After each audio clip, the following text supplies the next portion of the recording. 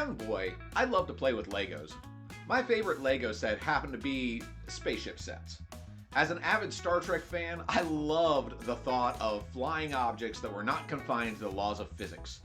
No wings had to be there, they didn't have to be aerodynamic, they could fly any way you wanted to have them fly. It allowed for all kinds of interesting designs. I loved a trip to our local toy store, happened to be Johnny's Toys in Green Hills, Ohio, so that I could look at the different spaceships that Lego had to offer. Do you know which one I would choose? You guessed it, the one I liked the most. Pretty easy, right? I would buy the set and open up the pieces and the instructions, and away I'd go, building and playing for hours. Now, could you imagine if Lego had packaged the same pieces up and instead of showing a cool spaceship on the cover of the box, all they showed was a bunch of pieces? Who would buy that? Who would buy that?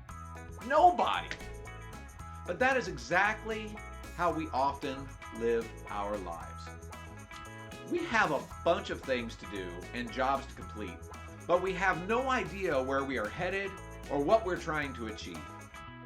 If your life was a Lego box, what would the finished product look like on the cover? Would it be something somebody would want to buy? When you think about that cover, how did you get there? Well, that is actually easier than you might think.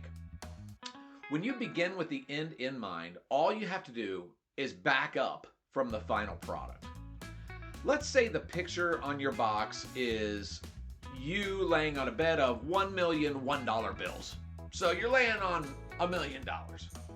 One way to achieve this outcome is to get a financial calculator or app and determine how much money you would need to invest monthly in order to achieve your goal.